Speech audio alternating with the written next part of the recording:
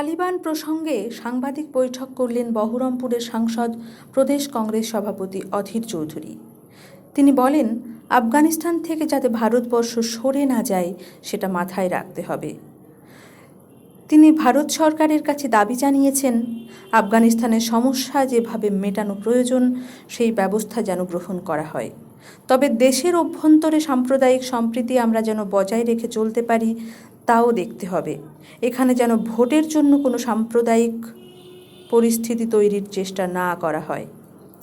সৌমেন পত্নী জয়া মিত্র তৃণমূলে যোগদান প্রসঙ্গে অধীর চৌধুরী বলেন, এ বিষয়ে কোনো মন্তব্য তার করা উচিত নয় বলেই তিনি মনে করেন। জয়া মিত্র একজন শ্রদ্ধেয় মানুষ, তিনি কোন দলে থাকবেন বা থাকবেন না সেটা তার একান্তই ব্যক্তিগত ব্যাপার। সিবিআই কোর্টের নির্দেশে ঘুরে বেড়াচ্ছে, সিবিআই তার কাজ করবে, আমি আর কি বলবো? এখানটায় কোর্ট নির্দেশ দিয়েছে, 5 জন জজ মিলে নির্দেশ দিয়েছে, আমি কি বলবো ভুল করেছে? সরকারের উচিত সুপ্রিম কোর্ট করে খারিজ করে নিয়ে আসা। সিবিআইকে যখন কোর্ট দায়িত্ব দিচ্ছে এবং কোর্টের মনিটরিংয়ে, কোর্টের পর্যবেক্ষণে যখন তদন্ত চলছে, তখন পশ্চিমবঙ্গের পুলিশ তারা সহযোগিতা করবে, এটাই নিয়ম। আর যদি না করে, যদি সরকারের মনে হয় না করা উচিত, তাহলে উপরে করে যাবে, সুপ্রিম কোর্টে গিয়ে এসব বাতিল করে নিয়ে চলে আসবে। মাঝখানে এইগুলো করে আমাদের কিছু বলার আছে বলে মনে করি না, কারণ পশ্চিমবঙ্গের পুলিশের দ্বারা আমরাও অনেক অভিযোগের, অনেক অত্যাচারের শিকার আমরা হয়েছি, এখনও হচ্ছি আমরা। আমি মুখ্যমন্ত্রীকে ব্যক্তিগতভাবে সেসব জানাবো আমার পত্রের মাধ্যমে। সিবিআই তদন্ত সিবিআই তার মতন করে করছে, কোর্টের নির্দেশে করছে। এখানটাই আমি কোনোভাবেই হস্তক্ষেপ করতে পারি না। যদি মনে হয় যে কোর্টের সিদ্ধান্তে তদন্ত করা ঠিক নয়, তাহলে সুপ্রিম কোর্টে যাওয়া ছাড়া কোনো রাস্তা নেই। এখন বিশৃঙ্খলা চলছে মুর্শিদাবাদ জেলায়। এখন আমরা যে মুর্শিদাবাদ জেলায় এত বেশি ক্ষমতা তারা কবজা করেছে যে সেই ক্ষমতার পর ক্ষমতাটাকে ধরে রাখার তাদের কাছে কোনো পরিকাঠামো নেই। ভোট হয়েছে, ভোটে সব জিতে গেছে।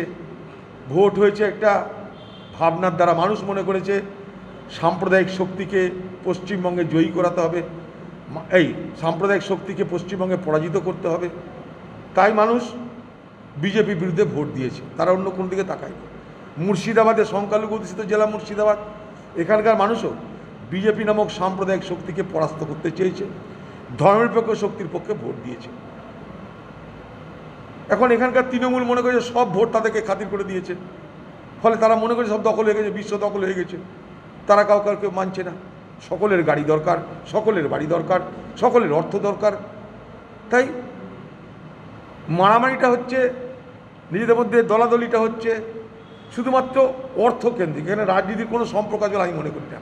হয় পঞ্চায়েত, নয় মিউনিসিপ্যালিটি, এইগুলোকে কেন্দ্র করে যা মারামারি, অর্থাৎ বিনা পরিশ্রমে মুর্শিদাবাদ জেলায় ক্ষমতা যেভাবে দখল হয়ে গেল,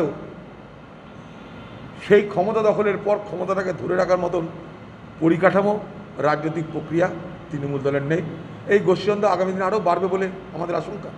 পুলিশকে সতর্ক করব, প্রশাসনকে সতর্ক করব, দিদিকেও সতর্ক করব। আপনি দেখুন, কারণ একবার বোতল থেকে ভূত বার হয়ে গেলে সেই ভূতকে বোতলে ঢোকানো কঠিন হয়ে যাবে। এটা মাথায় রেখে সবাই এগোবে বলে আমি আস্থা রাখি। দেখুন, পশ্চিমবঙ্গ সরকার মানুষকে খাতির করতে চাইছে, দিতে চাইছে, আরও মনে করছে সহযোগিতা করা দরকার। সরকার মনে করছে করতে পারে, কিন্তু চাইবো সরকারের রোজগার বাড়ুক, শুধু দিলেই হবে না, রোজগারও বাড়াতে হবে। আমরা তো এর আগে দাবি করেছিলাম যে ন্যূনতম একটা মাসে মাসে মানুষকে টাকা দেওয়া হোক। দারিদ্রতা যেভাবে বাড়ছে বাংলায়, তাতে অন্তত প্রতি মাসে 6,900 টাকা করে দেওয়া হোক। এই দাবি কিন্তু আমরা আগেও করেছি, এটা কংগ্রেসের কেন্দ্রীয় দাবি। যেটা হচ্ছে যে ন্যায় প্রকল্প, ন্যূনতম আয় প্রকল্প। পশ্চিমবঙ্গ সরকার মনে করছে যে আপাতত 500 টাকা 1000 টাকা করে দিয়ে ম্যানেজ করা যাক, কিন্তু সব ঠিক আছে, আমার রাজ্যের রোজগার কিন্তু বাড়ছে না। তাহলে এমন যেন না হয় যে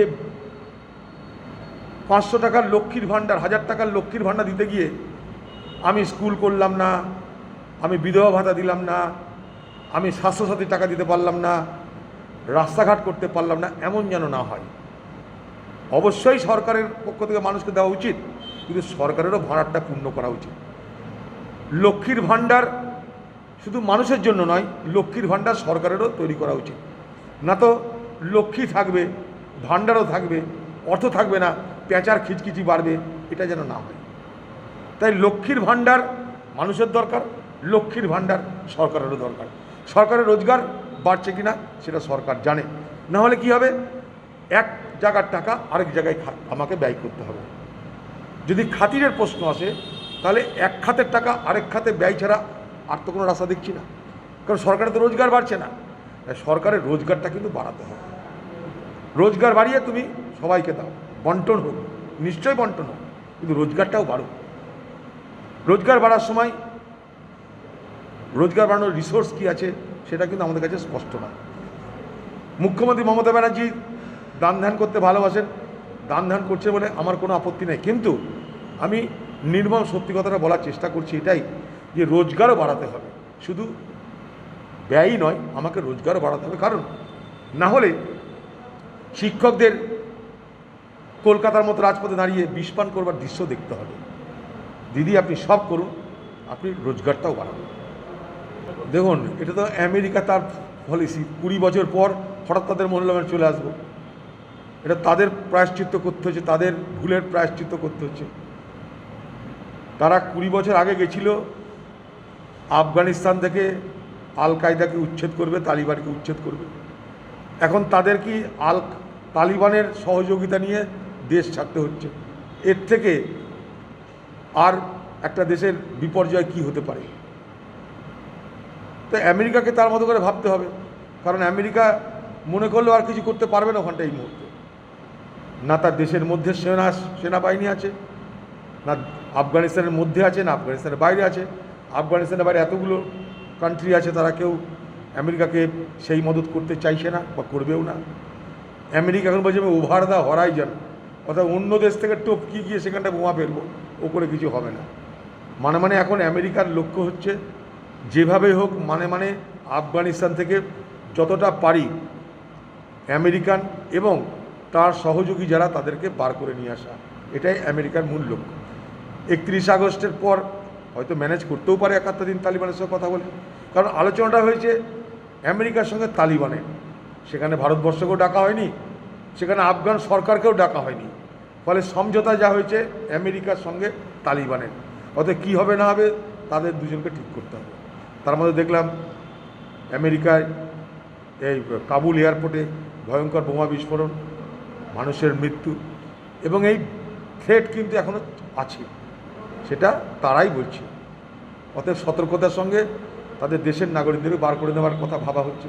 পাশাপাশি আমি আরেকটা ভারত সরকারের দাবি করব, যে আফগানিস্তানে যে সমস্ত মানুষ যারা আফগানিস্তানের উন্নয়নের জন্য ভারত সরকারকে সহযোগিতা করেছে, ভারত সরকারের অধীনে কাজ করেছে, ভারত সরকারের এমবাসিতে কাজ করেছে, সেখানকার উন্নয়নমূলক কাজের জন্য ভারতবর্ষের সরকারকে সহযোগিতা করেছে, তাদেরকেও যেন আফগানিস্তান থেকে ফেরত আনার চেষ্টা করা হয় যদি তারা আসতে চায়। আমরা শুধু ইন্ডিয়ান ন্যাশনাল অর্থাৎ ভারতীয় যারা, তাদেরকে সহযোগিতা করার মধ্যেই আমাদের প্রচেষ্টা সীমাবদ্ধ না রাখি। আমরা যেন আমাদেরকে যারা সহযোগিতা করেছে তাদেরকে বিপদে ফেলে না চলে আসি, এটা একটা রাষ্ট্রের দেখা দরকার। দেখুন, আফগানিস্তান এবং আফগানিস্তানের ঘটনাক্রম নিয়ে সর্বদলীয় মিটিং হয়ে গেছে আমাদের। আমরা সেখানে প্রধানমন্ত্রীকে চেয়েছিলাম, প্রধানমন্ত্রী এলেন না, বিদেশমন্ত্রীকে পাঠালেন। আফগানিস্তান নিয়ে ভারত সরকারকে গভীরভাবে চিন্তা করতে হবে এবং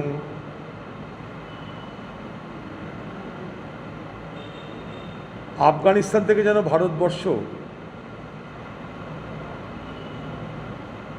সরে না যায় সেটা মাথায় রাখতে হবে। আফগানিস্তানের সঙ্গে আমাদের শতাব্দী প্রাচীন সম্পর্ক, এবং আফগানিস্তানের মানুষ তারা ভারতবর্ষকে দারুণভাবে সমর্থন করে। শতকরা 64 জন আফগানের মানুষ মনে করে যে ভারতবর্ষ তাদেরকে সাহায্য করবে, ভারতবর্ষের সঙ্গে সম্পর্ক রাখা উচিত। শতকরা 4% মানুষ ওখানকার মনে করে যে পাকিস্তানের সঙ্গে সম্পর্ক রাখা উচিত। অর্থাৎ আফগানিস্তানে আমাদের মানুষের কাছে গ্রহণযোগ্যতার রেটটা এইরকম 64%, পাকিস্তানের 5%, মানে 64 ভার্সেস 5। আজ থেকে নয়, আমরা বরাবর আফগানিস্তানে সেখানকার উন্নয়নে প্রচুর টাকা ইনভেস্ট করেছি, প্রায় $3 বিলিয়ন। সেখানকার পার্লামেন্ট ভারত সরকার করে দিয়েছে, সালমা ড্যাম সেখানে ভারত সরকার করেছে, মনমোহন সিংয়ের আমলে সেখানটাই আফগানের সঙ্গে আমরা স্ট্র্যাটেজিক এগ্রিমেন্ট করেছি। প্রচুর পরিমাণ উন্নয়নের কাজ আমরা আফগানিস্তানে করেছি। এবং সবথেকে বড় কথা, ভায়া ইরান আফগানিস্তানে যাওয়ার জন্য আমরা ইরানের চাবাহার পোর্ট এবং সেই সঙ্গে সঙ্গে রেল এবং সড়ক যোগাযোগের ব্যবস্থা করেছি। অর্থাৎ ভারতবর্ষের সঙ্গে আফগানিস্তানের সম্পর্ক নানা কারণে দরকার। আফগানিস্তানের সঙ্গে আমাদের সম্পর্ক তৈরি হয়ে যাওয়া মানে ভারতবর্ষ থেকে সরাসরি বাণিজ্য আমরা করতে পারবো সেই সমস্ত CIS কান্ট্রিগুলোতে এবং এশিয়ার সেই সমস্ত অঞ্চলে যেখানটা এতদিন আমরা যেতে পারতাম না।